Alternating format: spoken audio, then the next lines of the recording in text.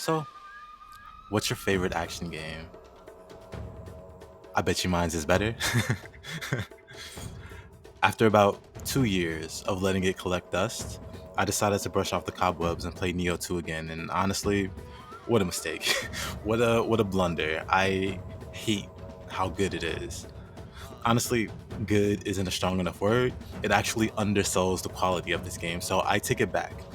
This game is perfection disguised as a video game. Probably. But it is good to the point where it makes it hard to go back to play other action games. To the point where I wanted to make a whole video about it and say Nioh 2 is the greatest action game of all time. Yep, that's it. That's the video. Thanks for watching. Love you. I'm kidding, of course. When I first started trying to make this video, it was originally going to be the most nerdy, mechanics glazing, obscure tech spewing nonsense that really only veteran players that already know about the stuff would even care about. And yeah, no, I don't want to scare people with actual social lives away from this video doing that. I want to bring as many people in as I can. I want people to see this and think, hey, maybe I should play this game. Maybe I should join that community. I definitely should join Shape's Discord and follow him on Twitch and YouTube because he's a dope up-and-coming creator and makes dope content. And hey, I appreciate that. I appreciate future you thinking that. That's really nice of you. But more seriously, when I say Nioh 2 is the greatest, I'm not exaggerating. I'm not clickbaiting. I'm also not here to drag other games when I say this or have some controversial take on why those games are bad, but this one isn't. I'm here to say that Nioh 2, in the context of combat and mechanics and complexity, surpasses all its peers, respectfully. Nioh 2, as an action game, does everything right, and it gives you so much agency in how you play it, at a level that does not exist in other action games. And with all the freedom and tools it gives you, it also never fails to throw these ever-mounting challenges at you that gives you this never-ending sense of progression if you want to take it there. But on the flip side, you don't need any of that complexity at all if you don't care for that kind of thing. You can play Nioh like it's a basic, generic action game. You can play it like it's a Souls game and spam only the light and heavy attacks the entire time, ignoring all the other mechanics, and if you're good at that one trick, you can beat the game. This game doesn't have to be math homework, and that by itself is amazing. A casual audience can make the game work great, and the tryhards can make actual magic with it. And the difference between watching a new player and an advanced player is like watching two completely different games being played. And honestly, I think that's how things should be. For action games especially. It is a game with a low skill floor, but also a high skill ceiling. So high that several years later, I don't even know for sure if a ceiling exists way up here, but I'm still reaching for it. The only other action game that comes close to giving me this feeling is Devil May Cry. And funny enough, if you were to make an argument for a better game, 3 and 5 are one of the few games I'd be willing to hear you out on, but that's another topic for another video. Like I said at the start, I don't really want to scare anyone away. I was actually thinking what would be the best way for me to dive into these topics without it being too overwhelming for a new player, and I decided, well, I could just show you, I guess. I could show you the opening moments of the game and walk you through it, which honestly sounds like a lot of fun, so let's do that. So, for those of you who don't know, in Nioh 2, you play as this half-human, half-yokai protagonist who, for all intents and purposes, is a blank slate. You have full control over your character's appearance, down to the color of their teeth for some reason, and being part yokai, you can also edit those features of you as well. There's not too much to say here other than Nioh 2, I feel, has one of the better character creation systems out there. And yeah, you just know the character editor is God tier when you see several subreddits dedicated specifically to people making characters of the game and dressing them up, so I'll just let that speak for itself. After you make your character, you get to choose your starting weapon, and with that, we'll stop here and I'll take the opportunity to just geek out about the weapon system very briefly. See, in Nioh 2, every weapon has unique qualities and nuances that differentiate them from the others. And they're not all superficial things like, oh, this weapon swings a little faster, or hey, this one has more reach. Like, sure, those things can apply, but the fact is, no two weapon types play the same. They are all dramatically different in terms of how they feel and how you play them. I'll give you an example. We'll take my favorite weapon, the spear. It is the first weapon I ever used in the series, and it is the first one to actually click for me later when I decided to get good with the game. The range is nice, of course, being a spear. Being able to poke things from a safe distance is spear 101, and that's very true for this game. But the actual philosophy behind this weapon is centered around movement and displacement. You have a move called Rainbow Ruse, for example, that lets you hop along the ground like you're Wukong or somebody, as well as a move called Body Swap, which allows you to forcibly make a human move in the direction that you want. You have a move called Flourish, which stuns enemies by forcing them off balance, and you have a pole vault skill that lets you jump over enemies and even attacks and come crashing down on them as you do, even pole dancing on their bodies on the way down if you want. Just check it out. The spear is fast, evasive, great reach, great control. No other weapon does what this thing does, and it's just one weapon. I can point out similar unique traits for all the other weapons too. For example, there's a weapon that breaks into multiple parts to extend its own reach or to hit the enemy multiple times when you swing. There's a weapon that specializes in demon dancing, a cool name for what is effectively evasion canceling out of its own attacks, allowing it to maintain hyper offensive combos and look stylish while doing it. There's a giant Unga Bunga hammer that is simplicity at its finest and crushes everything to a fine paste. Every weapon has a unique theme, function, moveset, and those movesets are entirely customizable by you. Here, take a look. If you're new to the series though, don't let the skill trees or the movesets scare you off. When I first played through the series, I used what I could remember to use, but mostly I just used light and heavy attacks. You don't need to sweat the details until you're ready. You're only at the start of the game after all. Oh yeah, so back to the start of the game. It asks you to pick your weapon. Every weapon is unique, like we just discussed. Every weapon is viable. Pick what looks appealing to you. No need to let this choice shake you up too much if you're the type to overly analyze things and get stuck looking at your options. You can grab any weapon from the blacksmith not too much further into the game, so if nothing else, this is just a temporary pickup. And after you pick up the first weapon, it tells you to pick a second. Which immediately brings us back to the dojo here, because I wanted to yap about something nerdy again. So, second weapon.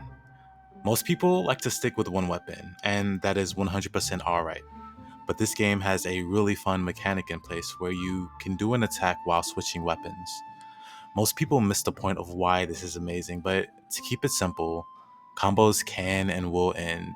Combos can get fumbled or dropped, the enemy does something you don't expect, and your next move won't come out fast enough or reach them in time. And the switch attack is often the answer in those cases. Screw up a combo or it ended too quick? Okay, switch to the next weapon. There's also something to be said about stylishly destroying an opponent with multiple weapons. Every weapon has its own unique switch attack, and some are better than others, but the ability to keep your offensive going by switching weapons is a very addictive mechanic to put to use. And of course, synergy is important. Spear, like we discussed earlier, has all these mobility options. And what would make the most out of that mobility if not for a weapon with even more range than the spear? The throwing axes, called hatchets in this game. You can rainbow ruse away with the spear and quick swap to the hatchets to let those axes fly and create even more distance.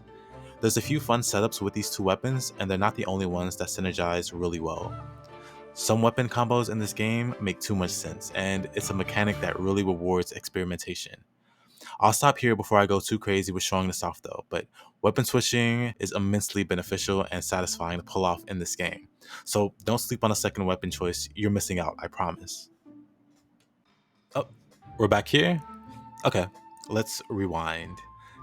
You make your character, you choose your primary weapon, you choose your secondary weapon, and then you choose a guardian spirit.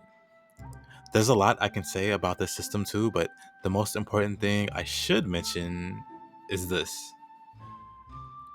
Remember, your character is part yokai, and they can and will turn into a scary monster on demand. You have 3 yokai forms to choose from, and I'll show them off for you. First, you have The Unga Bunga form, the Brute, which slaps enemies around with a giant club and slaps away their attacks too because it has probably the best parry in the game. And then you have the Pharaoh, one of the most anime demon forms you could think of, speeding place to place and dodging with excessive iframes and attacking very rapidly. And then third, you have the Phantom, which can fire off ranged attacks and even teleport while also being able to put up a decent shield to protect itself. Like with the weapons, this choice shouldn't leave you scratching your head either. Without fail, you'll gain access to all three forms over the course of the game and can swap between them freely, but to start off, you choose the one that is the most appealing to you. So you got your weapons, you got your guardian spirit, you're finally able to proceed. In the original Nioh, you played as William, this immortal Giga Chad pirate who wound up in feudal Japan during a yokai apocalypse.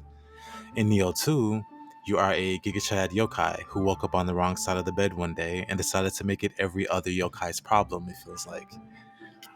You start out as this no-named badass that lives in a forest, and you go on a classic hero's journey of grand proportion that I won't spoil too much of. After this cutscene here, you're thrown to the wolves and you're finally able to play the game. Hope you enjoy it, and here is where this little segment ends. So, not too bad, right? I only managed to get a little nerdy with it, but man, this game is deep. Deep enough that I could spend an hour or two yapping about the mechanics and how well it all works together, and I'd still just be scratching the surface. Like I said at the start though, I don't want to scare anyone away with too much yapping. I want to showcase the mechanics of this game to give it good context and reasoning as to why I think it's the best, but without it going over the heads of people unfamiliar with the game. And the best way is definitely just going to be through example.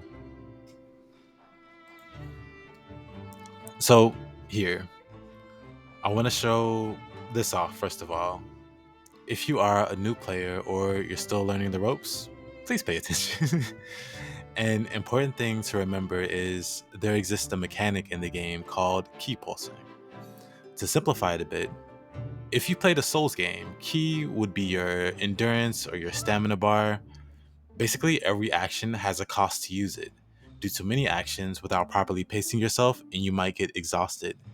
Best case scenario is you just stand there winded, looking silly afterwards. Worst case is the enemy absolutely beats you into next week with that window of opportunity you just gave them. Interesting with Nioh system is every time you use ki, it is dispersed around you. You can visually see yourself losing your ki. And if you do a thing called ki pulse, you can gather some of that back. If you time it properly, you can get most, if not all of it back.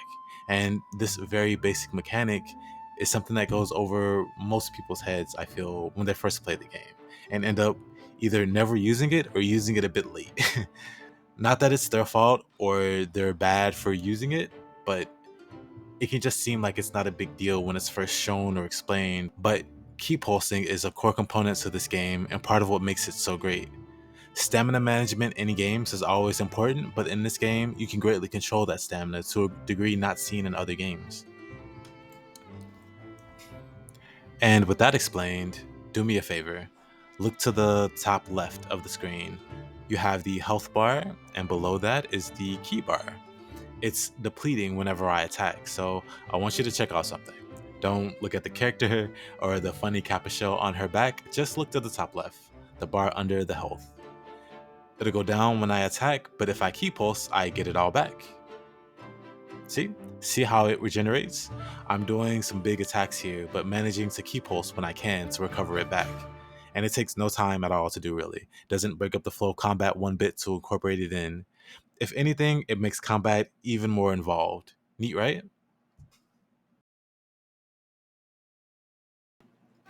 Oh, and there's also yokai abilities. So you know how we talked about the protagonist is a half yokai? That's a bigger deal than just being able to turn into a demon. As a yokai, when you kill other monsters, you have a chance to consume their souls. Basically, enemy yokai can drop a thing called a soul core, and looting it allows you to literally steal and use their signature skill. And it's not temporarily or until the end of an area. You permanently have that skill at your disposal, and you can have up to 6 equipped on you at any given moment and seamlessly work them into your combos. Isn't that crazy? And they're not minor things either. These things have a huge impact on combat, with some outright staggering or stun locking enemies, or buffing you, or making you invulnerable, or just straight up impossible to hit. There's a lot of enemies in the game, and bosses are not excluded from this. They can be expensive to equip, but you can start unleashing boss attacks on your enemies at will, with some being extremely ridiculously powerful.